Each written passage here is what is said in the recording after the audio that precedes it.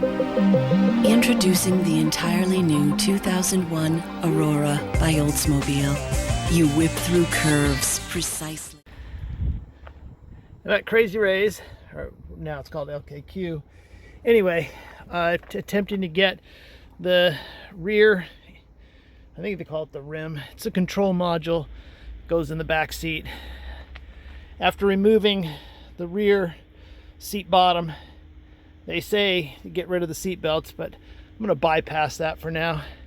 There are clips, 4 of them, that go into those slots. The way the clip looks is it's got that tang on the right, and then that little catch. Push down on that catch with a screwdriver and it frees it. And now the whole seat should be able to tilt forward. I'm gonna work it around that seat belt, but it may be enough that I can get to what I need, which is underneath this pad. So the catches down there were rusty. Couldn't get this seat to budge up, so I just bent it. It's pretty flimsy. I can't imagine anybody be by to get a broken seat for what, I mean, even if it wasn't broken, it's only the back. Anyway, there is the module. So disconnect the plugs, push down on the lever. Actually, I think it's a two-handed job. Anyway, we'll disconnect those, then we'll pry these off and it should be free. So I got one loose, the other ones are being a bit more stubborn. These come off like trim clips, where you pull the center out and it frees up the clip itself from the hole in the body. So I'll need another hand to pry that other one out. I apologize, I thought I had my microphone turned on for this and I was using my remote mic, but it was not turned on. So I'm gonna overdub this, narrate it, whatever you want to call it.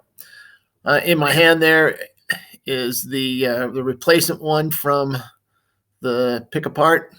The instructions say the first thing is to remove the seat, get it out of the way, which I'm doing here. Taking it outside. It was a windy day, so I'm not sure how good the narration would be anyway. I'm just kind of picking out some of the trash I found underneath. The next thing I'm going to do now is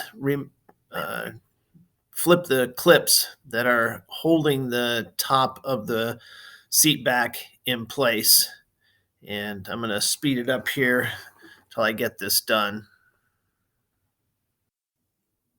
The trick is to slide the screwdriver over till you feel where that clip is. You can't see it even by pulling the seat up a little bit. And plus you don't really want to yank too hard on it when the clip is engaged. You're going to risk tearing the leather and so forth. So slide it until you feel it lift up and then go over a little bit more and push down.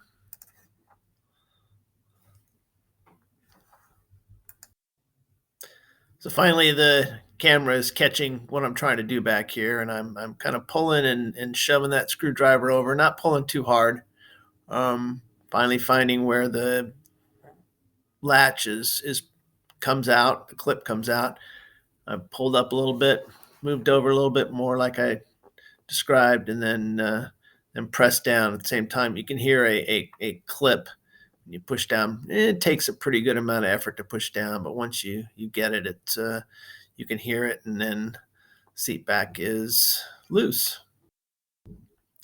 So now I'm beginning to investigate what it's going to take to remove this rear seat portion.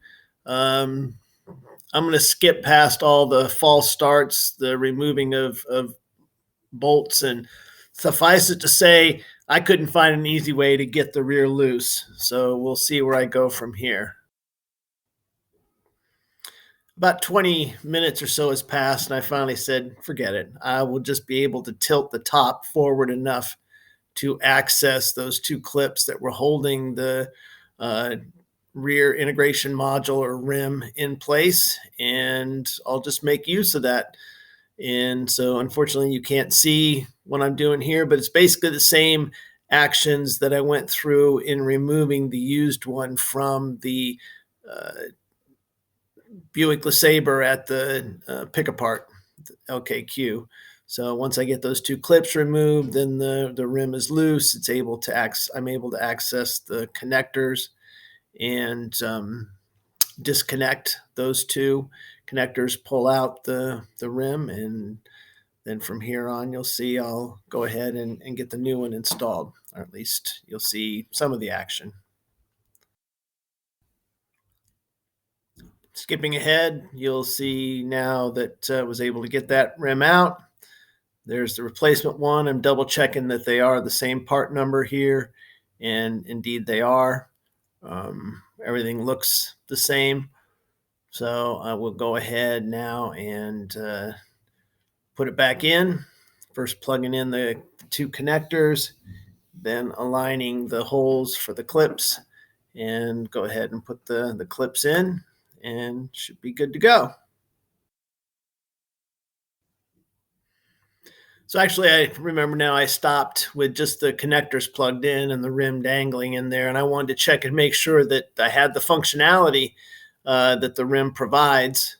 So at this point, I've gone and gotten the keys, and I'll put them in the ignition. I'll check and see if the windows roll up and down, close the door as I'm doing here, and I will check to see if the locks are activated by the fob or the switch on the driver's door, and go through those checks. One of the things that I discovered disappointed me was that the windows only go down about probably 40%, no more. And I guess that was just an issue with the design. They couldn't go any farther down. Anyway, everything seemed to be working fine. The switches from the rear window in the rear seats were causing the window to go up and down. So I thought, it looks like I solved the problem.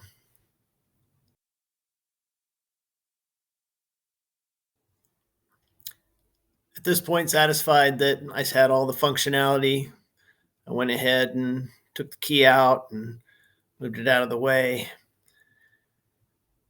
Then I'm going to finish the install here. Climb back in, pull the seat forward. Now I'll install the clips that hold the rim to the structure of the car, and then pop the top of the seat back up against and into its clips to retain it, and then go ahead and put the seat bottom in and call this job done.